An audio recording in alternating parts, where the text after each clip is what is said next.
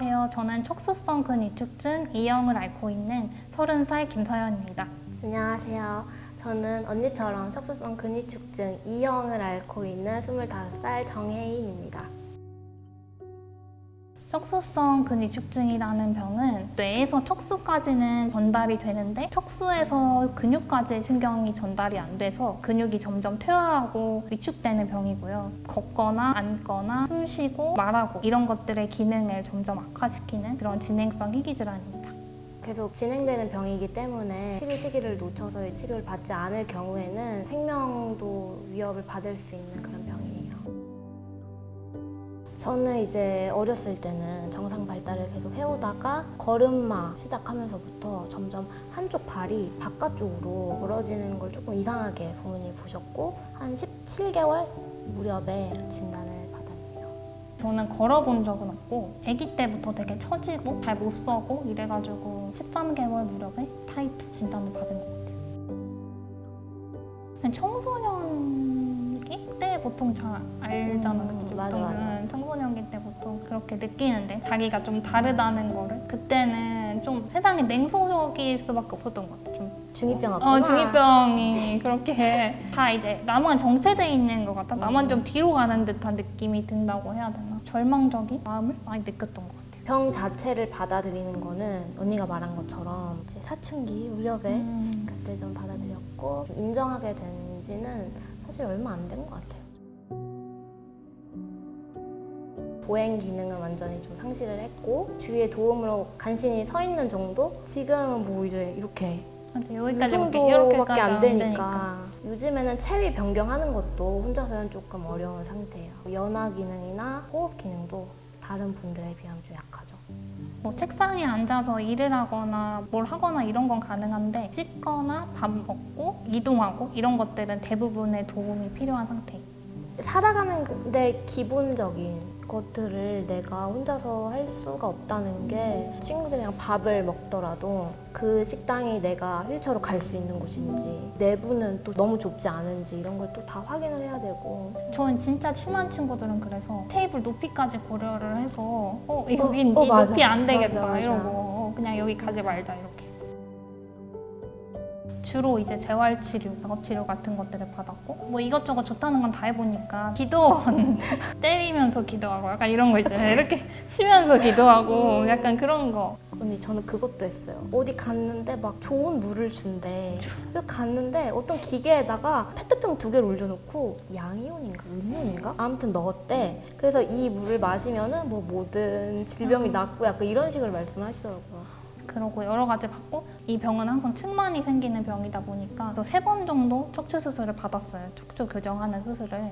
지금은 재활을 하면서 그런 스필라자라는 치료제를 주기적으로 4개월마다 한 번씩 맞고 있습니다. 완치의 개념보다는 병의 진행을 막고 기능들을 개선시키는 정도라고 아시면 될 것 같아요. 또 완치에 가까운 졸겐세마라는 치료제가 있는데 이거는 9개월 미만의 영유아에게만 이제 해당이 되고요. 되게 드라마틱하게 거의 완치제 같은 효과를 내는 거고 스필라자의 경우에는 그렇지는 못하고 보조하는 그런 백업 유전자가 있는데 그거를 이제 보조해주기 때문에 얘는 주기가 굉장히 짧고 중간중간 계속 보조를 해줘야 되는 그런 게 좀 다른 기전인 것 같아요. 근데 되게 애기들한테만 맞는 거니까 저희는 못 맞으니까 스필라자를 맞고 있습니다. 간단하게 말하면 졸겐스마는 유전자 치료제인 거고 한 번만 네, 맞아도 돼요. 원샷 치료제라고 많이 알려져 있고요. 그리고 또 25억짜리 치료제라고도 많이 알려져 있죠. 25억짜리, 네. 25억짜리. 주로 뭐 유전자의 결함이 있어야 되고 호흡기를 장시간 착용하지 않아야 가능해요. 치료 효과가 좀 크게 보여야 좀 안정적으로 치료를 진행할 수 있기 때문에 다양한 운동평가 도구들이 있기는 한데 환자들 입장에서는 좀 어렵죠. 나는 팔을 들 수가 없는데 팔을 들어보라든지 나는 혼자 구를 수가 없는데 뭐 여기서 저기까지 굴러보라고 시키던지 그리고 점수 사이에 간극이 크다 보니까 나는 이제 겨우 앉을 수 있는데 다음에는 서야 되고 뭐 그 다음엔 뛰어야 되고 약간 이런 식으로 세분화돼 있지는 않아가지고 더 높이 올라가려면 못하는 것들을 좀 해야 되는 그런 주사 맞는데 필요한 비용도 비용이지만 뭐 운동 치료나 이런 거에 대해서 경제적으로 좀 부담이 되는 부분이 치료제에 접근하는 어려운 이유 중 하나이지 않을까 싶어요. 워낙 고가의 이게 뭐 한 번에 1억 하는 그런 약제다 보니까 좀 탈락하는 사람들이 많았잖아요. 그렇죠?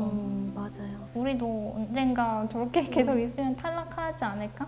이런 불안감? 우리가 지금처럼 항상 젊은 건 아니잖아요. 그렇기 때문에 잃어가는 기능들이 분명 있을 텐데 운동 점수를 유지하고 치료제 받을 수 있게 될까 하는 그런 우려가 있는 것 같아요.